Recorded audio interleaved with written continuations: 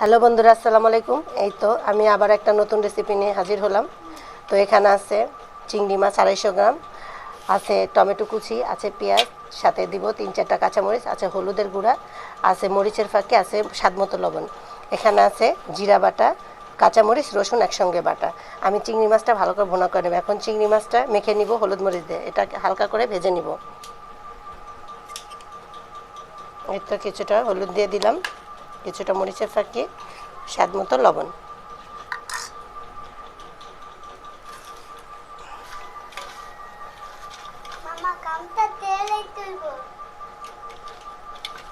তো মাছগুলো মাখানো হয়ে গেছে, আমি এখন কড়াইতে তেল দিয়ে দিব। এই তো বন্ধুরা, আমি কড়াইটা বসিয়ে দিলাম, এখন দিয়ে দিব পরিমাণ মতো তেল।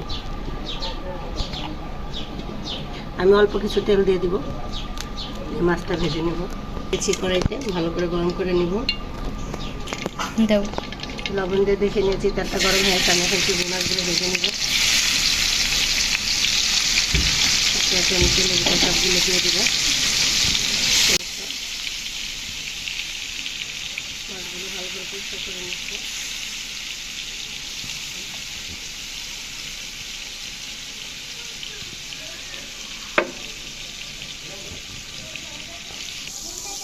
আমি আজকে লাচি চুলায় রান্না করে দেখাচ্ছি।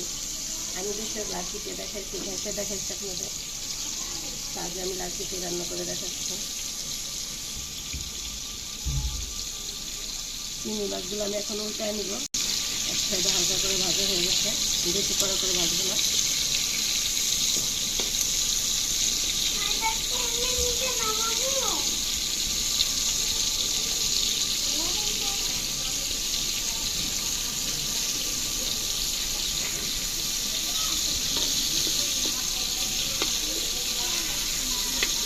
মাছগুলো সবগুলো ভাবে উল্টায় নিয়েছি।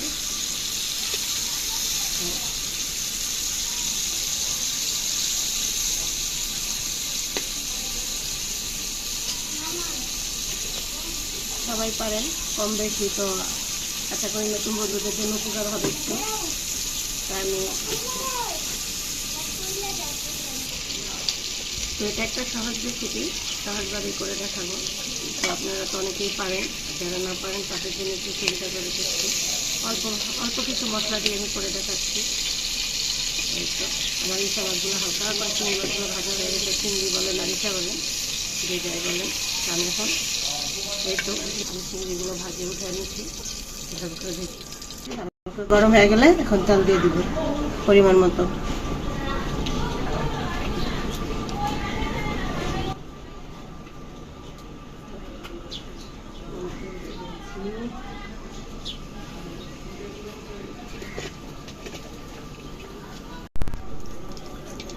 তো আমি এখন পরিমাণ মতো কিছুটা পেঁয়াজ কুচি দিয়ে দেবো। এখানে 2 কাপ অনুযায়ী পেঁয়াজ কুচি আছে।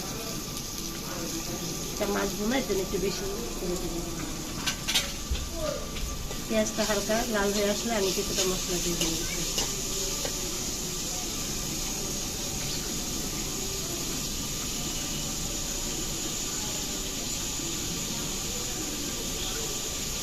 আমি কিছুটা লবণ দিয়ে দিব।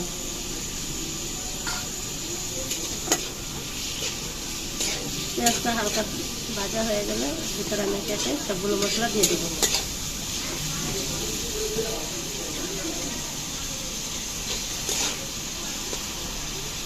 বেশি দেখতে পাচ্ছেন, বেশি লাল করে নিই। তো আমি এই যে পেঁয়াজগুলো হালকা একটু ভেজে নিয়েছি, আগেই বলেছি আমি পেঁয়াজগুলো লাল করবো না। এই তো পেঁয়াজগুলো দেখতে পাচ্ছেন আমি বেশি লাল করে নিই। এখানে আছে মরিচের গুঁড়া 1 চামচ, হলুদের গুঁড়া আছে আধা চামচ,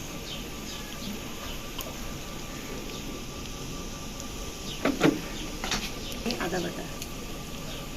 তো মশলাটা আমি একটু ভালো করে ভেজে নিব।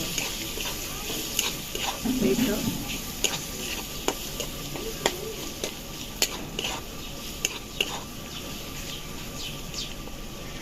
জিরা আর কাঁচামরিচ আর লই বেটে রেখেছিলাম, রসুন, সেটা আমি দিয়ে দিলাম।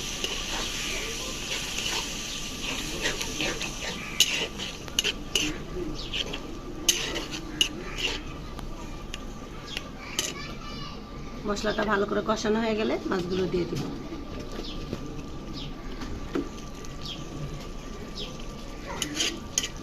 অনেকে তো লাল পিঠে দিয়ে রান্না করে খান, আমার মতো একটু রান্না করে খেয়ে দেখবেন, আশা করি ভালো লাগবে।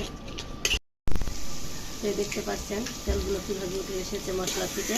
এখন দিয়ে দিব টমেটোগুলো। একটা টমেটো আমি চিকন করে লম্বা করে কেটেছি, আর 2টা টমেটো আমি গোল করে কেটেছি, কারণ কিছুটা গলে যাবে, কিছুটা এভাবে গলে যাবে। আমি টমেটোগুলো দিয়ে ভালো করে কষায় নিব।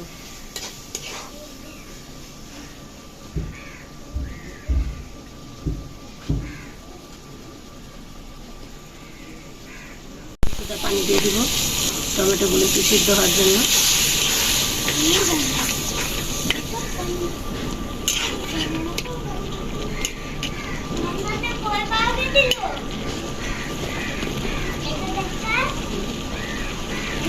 করে কষানি, অনেকে ভাববেন যে আপা ভিডিও দেয় না, অনেকদিন পরে পরে একটা দুটা দেয়। আসলে ঠিক মতো ভিডিও করা হয় না, এর জন্য দেওয়া হচ্ছে না, করা হয় না। তো দেওয়া না, এক আপু আমাকে বলেছিল শুটকি মাছ দেখে বোনা করে দেখে আপু আমার আবার খেতে ইচ্ছা করছে। সে আপু ভালো রান্না করে, পুরো রান্না অনেকে আমি দেখেছি আপুর ভিডিওটা। তো এরকম উৎসাহ দিবেন, আপনারা আমার সঙ্গে থাকবেন। আমি নতুন রান্না করি, নতুন আসলে আপনাদের ই করলে উৎসাহ পেলেই আমি আরও ভিডিওগুলো ছাড়বো। তো দেখুন মশলাগুলো ভালো করে কষানো হয়ে গেছে, এই তো তেল উঠে গেছে, টমেটোগুলো ভালো করে সিদ্ধ হয়ে গেছে। আমি এখন এখানে মাছগুলো দিয়ে দিব।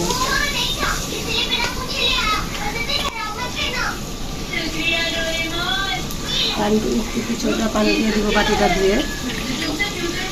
তো অল্প একটু পানি দিয়ে দিব। তো রান্নাটা খুব সহজ, কিন্তু খেতে অনেক ভালো লাগবে, আশা করি সুস্বাদু লাগবে।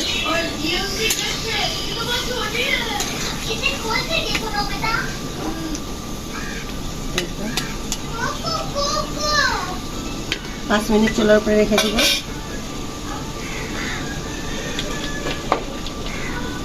বন্ধুরা, এই যে চিংড়ি মাছের রেসিপিটা হয়ে গেছে, দেখতে পাচ্ছেন।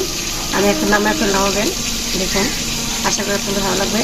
তো আমি কিছুটা বাটিতে বেড়ে দেখাবো। তো এই তো হয়ে গেছে আমার চিংড়ি মাছ ভুনা। আশা করি আপনাদের ভালো লাগবে, খেয়ে টেস্ট করে দেখবেন। আর আমাকে লাইক শেয়ার করবেন, কমেন্ট করবেন, সাবস্ক্রাইব করবেন। তো আমার সঙ্গে থাকবেন। ধন্যবাদ সবাইকে।